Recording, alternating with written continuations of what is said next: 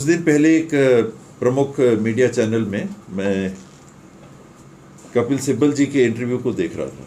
उसमें वो गोलवलकर जी के कॉन्स्टिट्यूएंट असेंबली में बयान को पढ़ रहे थे, जिसमें गोलवलकर जी का ये कहना था कि एक कानून नहीं आना चाहिए, देश में बड़ी भिन्नता है और उस भिन्नता में सौहार्द कायम करने के लिए हमको काम करना चाहिए। तो स्वयं गोलवलकर जी के कहे हुए कॉन्स्टिट्यूएंट असेंबली के शब्दों को कपिल सिब्बल जी पढ़ के मीडिया चैनल में इंटरव्यू में अपनी बता रहे थे। तो ऐसी स्थितियां हैं, कहीं कोई कुछ बोल रहा है, कहीं कोई कुछ बोल रहा है, लेकिन इस देश में जो कुछ आपको इस प्रकार का कानून लाना है तो सबको साथ लेके सबके विचार करके तभी आगे बढ़ना चाहिए। इसमें सिख समाज के अलग कुछ नियम कानून परंपराएं हो सकती हैं, ईसाई समाज की अलग हो सकती हैं, आदिवासी समाज की अलग हो सकती हैं, और हैं मुस्लिम समाज के नाम पे ध्रुवीकरण करने का एक और यूसीसी के माध्यम से प्रयास किया जा रहा है, एक व्यापक प्रयास किया जा रहा है कि फिर से वोट बंटवा लो, हिंदू मुस्लिम की बात करो कि देखो वो राजी नहीं हो रहे, ये फोकस लाओ हिंदू मुस्लिम और फिर कोशिश करो कि हम चुनाव जीत सके। पर मुझे लगता है कि कर्नाटक के चुनाव के परिणाम के बाद कि हर ऐसे प्रयास के बाद अब जागरूक मतदाता दूसरी बातों को ध्यान में रख के अपना मत देगा। इन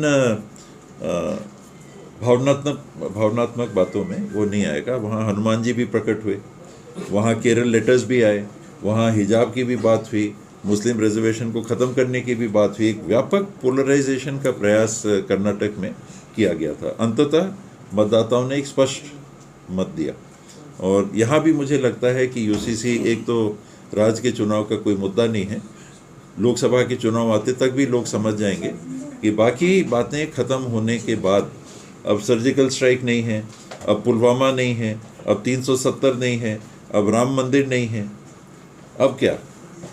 तो एक नया शगुफा यूसीसी के नाम पे लोगों को विभाजित करके भावनात्मक रूप से और वोट लेने का प्रयास। ये आम आदमी पार्टी लगातार जो है 90 की 90 सीट जीतने की यहाँ पर बात करेगी, छत्तीसगढ़ में 90 की 90 सीटों में हम लोग चुनाव लड़ेंगे, लेकिन ये भी कहा जा रहा है कि पंजाब में जिस तरह से किसानों का जो धान खरीदी होता है उस तरह की धान खरीदी छत्तीसगढ़ में भी कराई जाएगी, और जिस तरीके से मतलब उनका कोई दिन नहीं होता, कोई फिक्स नहीं होता, किसान जाके कभी भी जो है धान बेच सकते हैं, वैसे छत्तीसगढ़ में भी लागू करेंगे, उनके वचन घोषणा पत्र में वो लाएंगे, ऐसा उनका कहना है। शुभकामना, उनको प्रयास करें, और हम लोग अपने तरीके से जो हम लोग के अनुभव हैं, जो हम लोग को लगता है कि जनहित में है, उन बातों को लेके हम लोग चुनाव में उतरें। मतलब जैसे वो कह रहे हैं कि 90 की 90 विधानसभा सीटों में लड़ाई लड़ेंगे, तो वो जरूर लड़ें, सबके लिए खुला है, फील्ड ओपन है। ठीक है, थैंक यू। वो स्वास्थ्य मिशन वाला जो है न्याय योजना वाला वो 26 को जा चुका है।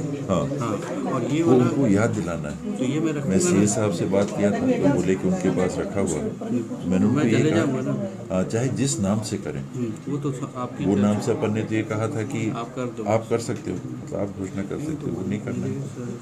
साहब से बात की उस समय 1 महीने पहले, तो ये बोले थे कि मंत्रिपरिषद में अनुमोदन करके अपन कर लेंगे। हाँ, तो वही मंत्र चला गया, तो उसमें ब्रीफ में आ जाए।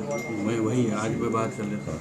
दूसरा ये वाला को अभी मैं एसीएस साहब के पास लगवा दिया, ये एनएचएम वाला अभी तुरंत लग जाएगा। इसका कॉपी में जीएसटी की हाँ, आज जीएसटी की